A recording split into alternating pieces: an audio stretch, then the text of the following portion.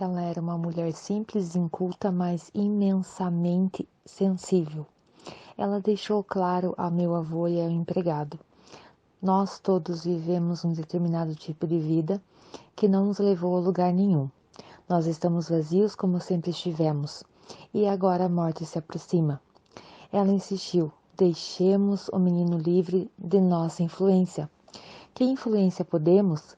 Nós podemos apenas torná-lo igual a nós, e nós não somos nada.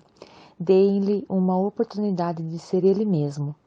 Eu sou imensamente grato àquela velha mulher. Meu avô, muitas e muitas vezes, ficava preocupado, pois mais cedo ou mais tarde ele poderia ser responsabilizado.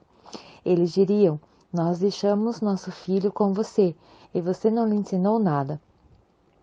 Minha avó nem ao menos permitia, porque havia um homem no povoado que podia ao menos me ensinar os rudimentos da língua, da matemática, um pouco de geografia. Ele estudara até o 4º ano, os 4 anos básicos. Esta era chamada educação primária na Índia, mas ele era o homem mais instruído do lugar. Meu avô tentou insistentemente: o homem pode vir e instruir o menino, pelo menos ele conhecerá o alfabeto, alguma matemática, e quando voltar para os pais, eles não dirão que nós simplesmente desperdiçamos todos esses 7 anos. Mas minha avó disse: deixe que eles façam o que quiserem, depois de 7 anos. Por 7 anos, ele deve viver apenas o seu natural, o ser natural. E nós não vamos interferir.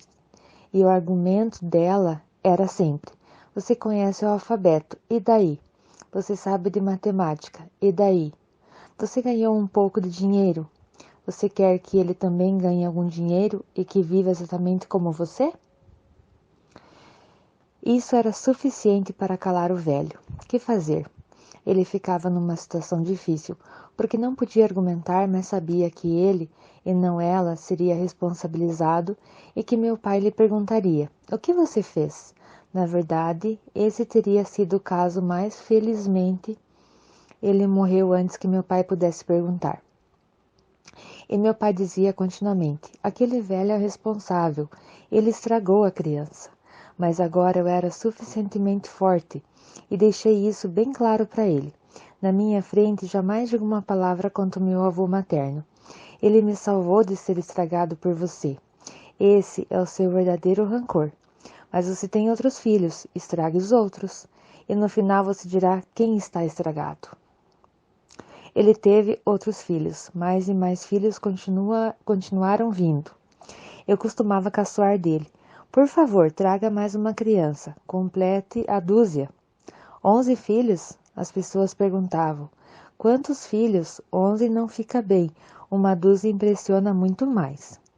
E nos anos seguintes eu costumava lhe dizer: você continua a estragar todos os seus filhos. Eu sou selvagem e vou continuar selvagem. O que você vê como inocência nada mais é do que o ser selvagem intocável. O que você vê como clareza nada mais é do que ser selvagem. De alguma maneira eu fiquei fora das garras da civilização. E uma vez eu estava suficientemente forte, e é por isso que as pessoas insistem: apodere-se da criança o mais rápido possível. Não perca tempo, porque quanto mais cedo você se apodera da criança, mais fácil é. Uma vez que a criança se torna suficientemente forte, será difícil dobrá-la conforme os seus desejos. E a vida tem ciclos de 7 anos. Até o 7º ano, a criança está perfeitamente forte. Agora você não pode fazer mais coisa alguma. Agora ela sabe para onde ir, o que fazer. Ela é capaz de argumentar. Ela é capaz de ver o que está certo e o que está errado. E sua clareza está no clímax quando ela tiver 7 anos. Se você não perturbar os seus primeiros anos, então no 7º ano ela está tão absolutamente clara, cristalina a respeito de tudo, que sua vida inteira será vivida sem qualquer arrependimento. Eu vivi sem qualquer arrependimento. Eu tentei descobrir se alguma vez eu havia feito alguma coisa errada. Não que as pessoas tenham achado que tudo aquilo que eu fiz estivesse errado ou certo. O ponto não é este. Eu nunca achei que alguma coisa que eu fiz estivesse errada. O mundo inteiro pode achar que eu estava errado, mas para mim existe uma certeza absoluta de que eu estava certo, de que esta era a coisa certa a fazer. Portanto, arrepender-se pelo passado está fora de questão. E quando você não tem mais o que se arrepender, você está livre do passado. O passado mantém você enredado como um polvo, porque você continua sentindo que eu não deveria ter feito isso, ou aquilo que eu deveria ter feito e não fiz. Todas essas coisas continuam a puxar você para trás. Eu não vejo nada atrás de mim, nenhum passado. E se eu falo alguma coisa a respeito do meu passado, trata-se apenas de uma memória factual. Não existe qualquer envolvimento psicológico. Eu estou falando disso como se estivesse falando sobre outra pessoa. Isso é apenas factual, não tem nada a ver com meu envolvimento pessoal. Poderia ter ocorrido com outro, poderia ter acontecido a outra pessoa. Portanto, lembre-se, uma memória factual não é escravizadora. A memória psicológica é escravizadora. E a memória psicológica é formada por coisas que você acha, ou foi condicionado a achar erradas, e você as fez. Então existe uma ferida psicológica. De Rajneesh Bible, volume 5, sessão 2, 1º de março de 1985. A roda gira livremente, os ciclos de 7 anos. Subtítulo: Amado Bhagwan, qual é a maneira correta de auxiliar o crescimento de uma criança? Você terá de entender alguns importantes padrões de crescimento. Existem ciclos de 7 anos de vida, que elas se movem em círculos de 7 anos da mesma forma que a Terra completa uma rotação em torno de seu eixo em 24 horas. Ninguém sabe por que não são 25 horas ou 23. Não existe maneira de responder, isso é simplesmente um fato. A Terra leva 365 dias para fazer uma volta em torno do Sol. Por que 365? Ninguém sabe. Ninguém precisa saber. Não faz qualquer diferença. Se ela levasse 400 dias, que diferença faria para você? Ou 300 dias? A questão teria permanecendo a mesma. Por quê? Portanto, lembre uma coisa. Qualquer pergunta que, com toda a qualquer resposta, permanece a mesma é absurda. A Terra completa uma rotação em torno de seu eixo em 24 horas. Por quê? Faça as 25, faça as 26, 30, 60. Quantas horas quiser. A pergunta ainda se mantém a mesma. Por quê?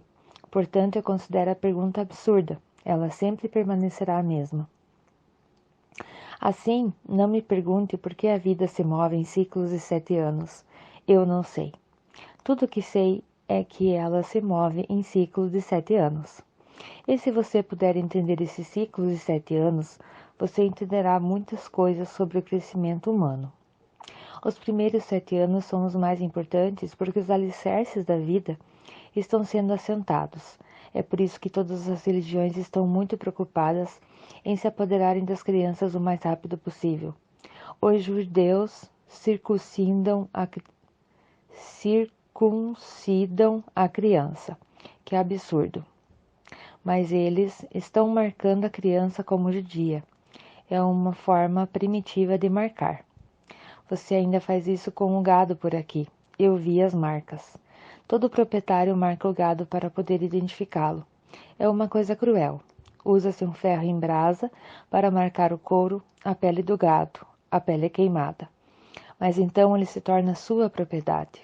Não pode ser perdido, não pode ser roubado. O que é circuncisão? É marcar gado. Mas esse gado é judeu.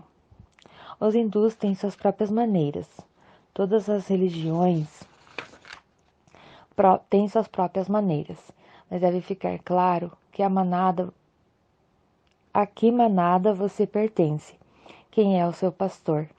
Jesus, Moisés, Maomé. Você não é o senhor de si mesmo.